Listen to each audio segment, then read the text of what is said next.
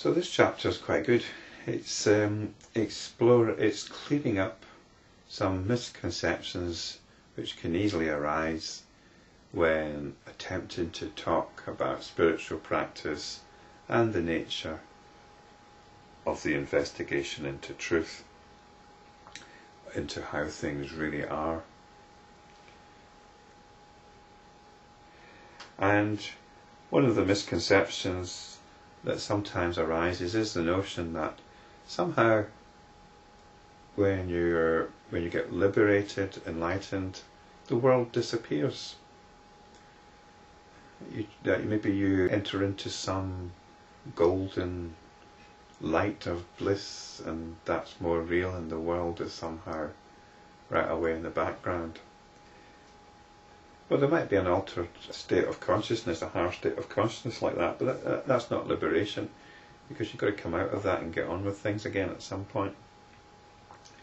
But what's been established is it's the world as an object of perception that fades.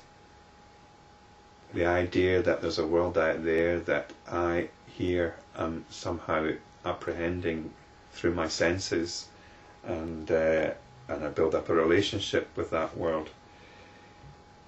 But what happens when you look into it, that the whole notion of objects out there, of a world out there, doesn't actually hold up. And when that doesn't hold up, the notion of an individual self, referred to here as a jiva, that doesn't hold up either. And we find that there's not any object worth clinging to. So I'll just finish off the last paragraph on this page. Thus have I explained to you in 1,000 ways the essential unreality of the world as an object of perception. It is nothing but the pure space of consciousness. In it there is no division which could be referred to as this is the truth and this is not real. Important point, we're not talking about the truth here. All we're being exhorted to do is to examine the truth, to look to the truth, to look to how things really are, not how we think they are. And it's saying it's nothing but the pure space of consciousness. Well, what else can it be? Just as space allows things to exist, if there was no space, there wouldn't be anything. Space is what allows things to exist. It's so too with consciousness. If there was no consciousness, there wouldn't be anything. We could hypothesise that there might be a big empty universe with nothing in it. But that's just a hypothesis. If there's no awareness, there's nothing. Awareness, it's only through awareness that we can say that anything is happening at all. So in the same way that space allows things to exist, you could say consciousness, awareness, allows things to exist as well. So that's a good way of putting it, is it is nothing but the pure space of consciousness.